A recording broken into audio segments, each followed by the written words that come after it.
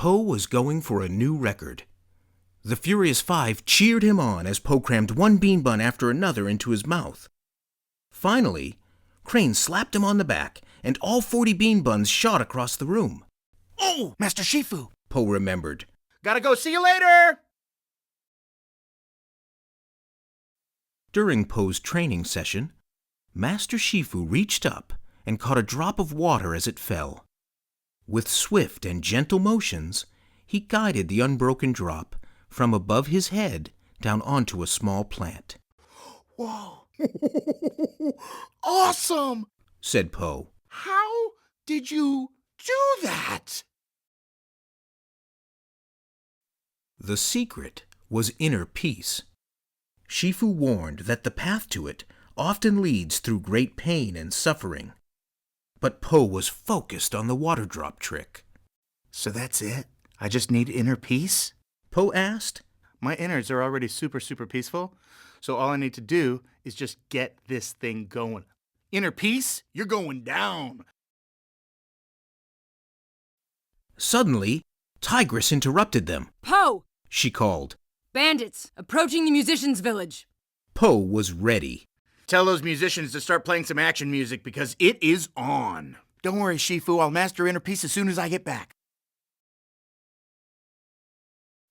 Wolves were ransacking the village, stealing every piece of metal they could find. As Po and the Five leapt into action, a red eye symbol on Boss Wolf's shoulder distracted Po. He froze, blinded by a vision of his past. Po saw his mother and himself as a baby. Seizing his chance, the wolf knocked Po down and escaped with the loot. Po went straight to Mr. Ping from the battle. Dad. Po faltered. How do I say this? Where did I come from?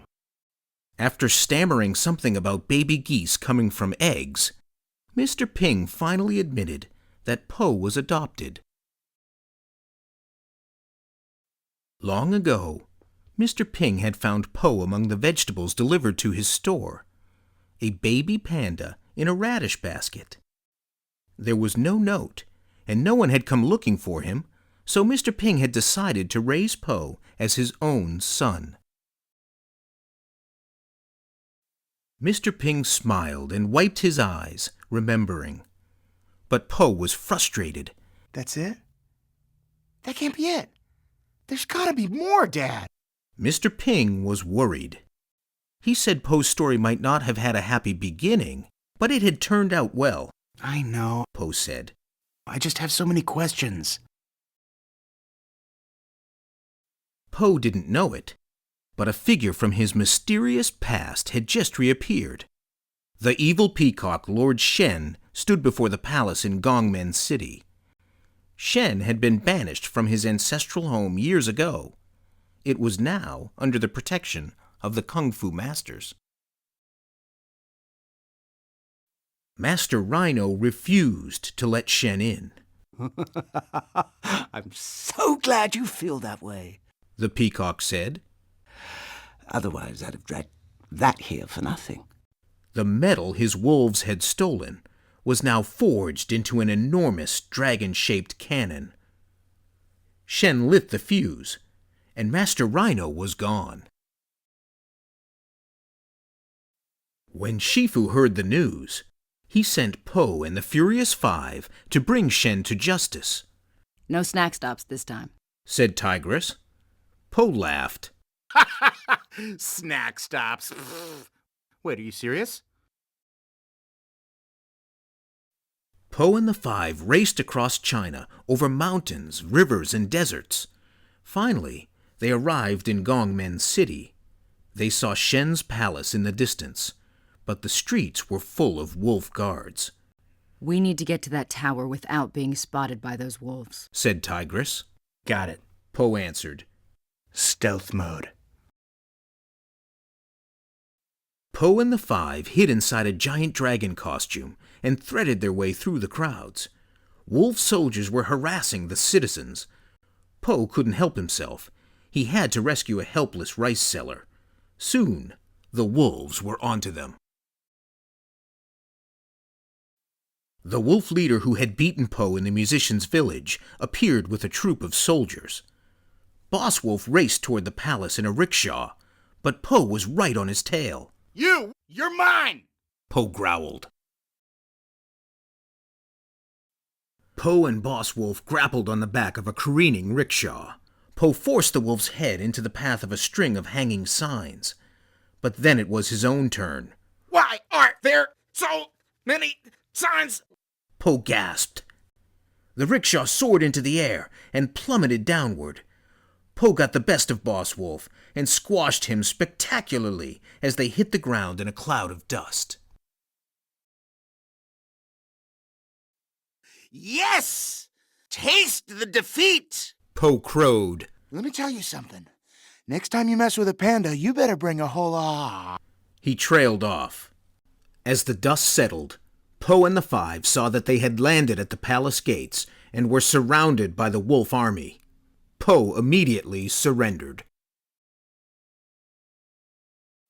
As the wolves snapped cuffs over Po's wrists, Tigress whispered. Po, what are you doing? But Po just gazed to the top of the high tower where he would meet Shen. Ah, my old enemy. Stairs. In the tower, Shen argued with a fortune-teller. Soothsayer would not change the prediction she had made years before that Shen would be defeated by a warrior of black and white. Shen was angry, but he tried to laugh it off. After all, the last panda was now being brought to him in chains. As Shen prepared to fire his deadly cannon at Po and the five, Viper secretly picked the locks on their handcuffs. Just in time, Tigress kicked the cannon. Po turned towards Shen, and the red eye on the peacock's feathers paralyzed Po with another vision of the day he lost his parents. You were there. Po gasped. Yes, I was, said Shen. Then he leapt off the balcony and escaped. From the fireworks factory, Shen aimed rows and rows of cannons at the palace. Fire! He commanded. The tower was hit over and over. It started to collapse. Tigress rallied the others. The only way out is up, she called. They raced upward, and as the tower fell, they leapt from its top and escaped into the city. When they reached safety, Tigress was furious with Po. Po, the truth. You had Shen. What happened? He was there, okay? The peacock was there the last time I saw my parents. He knows what happened, where I came from, who I am. Po said. Tigress hugged Po, but she left him behind as the five left to stop Shen. The furious five followed Shen to the fireworks factory, where he was mobilizing his forces. But just as the five were about to bring down the roof, they saw Po confronting Shen. Yes, I was there. Said Shen. Yes, I watched as your parents abandoned you. It's a terrible thing. I believe it went something like this. Shen fired a huge cannon, and Po was blown out of the building into the river below. Po awoke in the cottage where he was born. Soothsayer had bandaged his wounds, but the memories that flooded back to him were far more painful. He saw his village attacked by Shen, his mother hiding him in a radish basket, and her tearful goodbyes before she led the wolves away from her baby.